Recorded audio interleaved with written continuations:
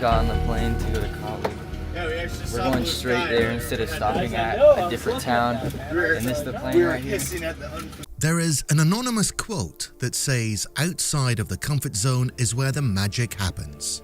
It's September 14th, 2024, and 4 Carlsbad High School broadcasting students from California are boarding a small aeroplane for a flight they will never forget. These 4 young people are about to share an experience that will take them far out of their comfort zones, and in the process, their own lives may be changed. CHSTV is back on the road. Next stop, the isolated village of Kotlik, Alaska, located on the Yukon River. The team of 4 students is led by Doug Green, the recently retired founder and longtime teacher of Carlsbad High School's acclaimed broadcast journalism program, and Craig Glenn, a veteran chaperone and photographer. Joining them are students Jade Barron, Cora Caldwell, Madison Mulligan, and Tava Valenti. After flying to Anchorage, Alaska from San Diego, and after months of anticipation, the team takes a 1-hour, 165-mile flight from the small town of Bethel into the remote village of Kotlik, Alaska. The airport consists of a single gravel runway on the outskirts of the village. They have arrived at their destination, and the great adventure is just about to begin. There are no roads in or out of Kotlik, and the only way to reach the village is by air or small boat. The climate is subarctic, and as of the last census, there were approximately 1,272 residents living in the village.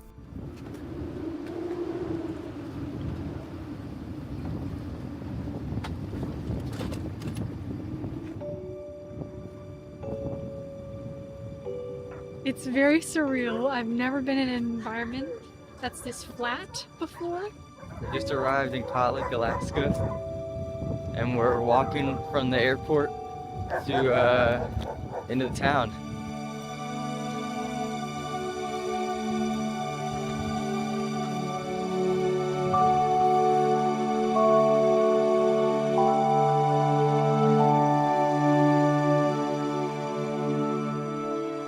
When we first flew into Kotlik, we had to take a flight from Bethel, Alaska into Kotlik, Alaska, and we boarded a small little plane with Grant Airlines. And I did not expect to walk into the plane and for it to be so short that you have to duck down just to fit. And there's seats on one side and seats on the other side. And both the pilots just are just 2 guys, no uniforms on, just with some headphones, and they looked like they were having a great time out there flying. Before we got on the flight, I did not realize that we would have to crouch down and cram in, and that the flight would have such a small crawl space for us to all fit in. The residents get around using ATVs, referred to by the locals as Hondas, and the village is connected by a series of wooden boardwalks. The ground beneath the boardwalk is wet, a combination of vegetation and water, similar to a marshland. For the next 2 weeks, the Carlsbad students and chaperones will be based in the village school, a combined elementary, middle and high school housed in one large structure. There are no hotels, motels, restaurants, even movie theaters in Kotlik. For this reason, the Kotlik school is a vital hub for the entire village. The Carlsbad team have been invited to Kotlik to assist local teacher Don Gallen as he builds a broadcasting elective class for his students. The Carlsbad team will work with the Kotlik students to produce their first weekly QTV broadcast and perhaps jumpstart their interest in broadcasting and filmmaking. The culture here in Kotlik is just so rich. They are very, very proud of their ancestors and their way of life. And I think that's just so fulfilling, and it's such a great thing to be around because it just shows their love for one another and their love for where they came from. And I'm just so grateful to have been around it and got to experience the types of food that they eat and the types of their dancing and their storytelling and all of that. They just really hold on to their culture very well, and it's really inspiring. It's moose meat. I think it's moose meat. And yeah, and it's pretty good. Should I try it?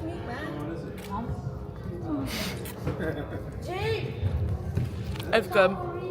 Right now I'm eating some ponzit. This is what it is. It's some glass noodles with moose meat and yeah, some vegetables.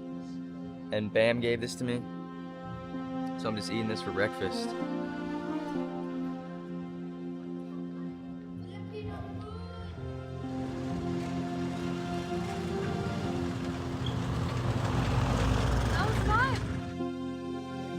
Something that I know now about that I didn't know before about the culture here is just how loving everybody is and how their entire community is kind of based off of love and acceptance. And I thought it would be a lot more kind of old school and like they wouldn't really all agree all the time, but it was the opposite of that. As soon as we came in and as soon as we landed, everybody was already so happy to see us. And even though they're not in the best living conditions, they all find a way to make it through it together. Timing is everything, and the second week of the 2-week visit coincided with the school's Cultural Week. During this period, the local students are taught how to make blackfish traps, taught to hunt moose and seals, taught how to sew traditional Eskimo clothing, to cut up moose into smaller pieces that will be distributed to families and friends, to sing and dance in the tradition of their Yupik culture, and to participate in some traditional sports, a particular highlight for the Carlsbad crew. We are playing a game, I think it's high kick kind of thing, where you jump off with both feet and you kick with one leg and land on the same leg you kicked with. I wear the boots and I jump a lot higher. It also comes with the special gift of pain in the morning. All I got is this trusty pack of chew. Yeah. Mamba mentality. Wait, what are you chewing? What is that? Oh, jerky chew. I can't put that on stage.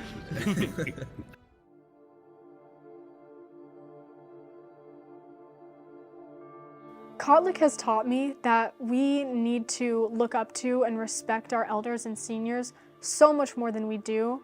Here, elders are respected and impart their wisdom on students and families almost daily, and I think it's a treasure that holds this town together. The native Eskimos who live in Alaska live a subsistence lifestyle. Subsistence refers to the harvest, use and sharing of wild, renewable plant and animal resources for food, shelter, fuel and clothing, as part of long-standing practices that are an important foundation of Alaska native cultures. This year it was the worstest time I ever had. Both my freezers were empty. And I never had freezers go empty on me. It was always filling with subsistent food. Fish, birds, and moose. These kids have handled guns since they were 5. You know, and it's just, you start with a little BB gun, and so you're moving your way up and to. then to a 22.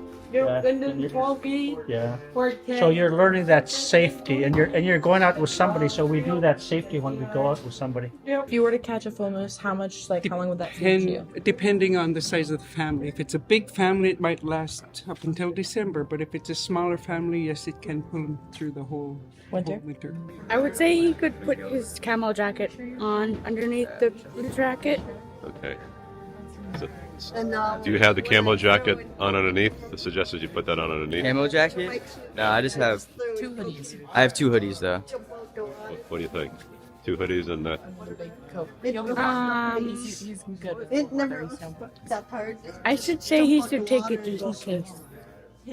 That's like 5 layers. I can't even I'll be like this. I did not expect the people around here to depend as much as they do on the food that they catch.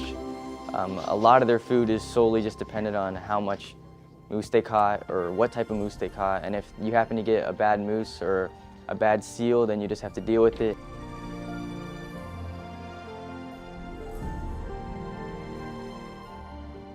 Throughout this week, the Carlsbad students have been producing content for their daily live broadcast back in California, where they have shared stories about the subsistence lifestyle of the village.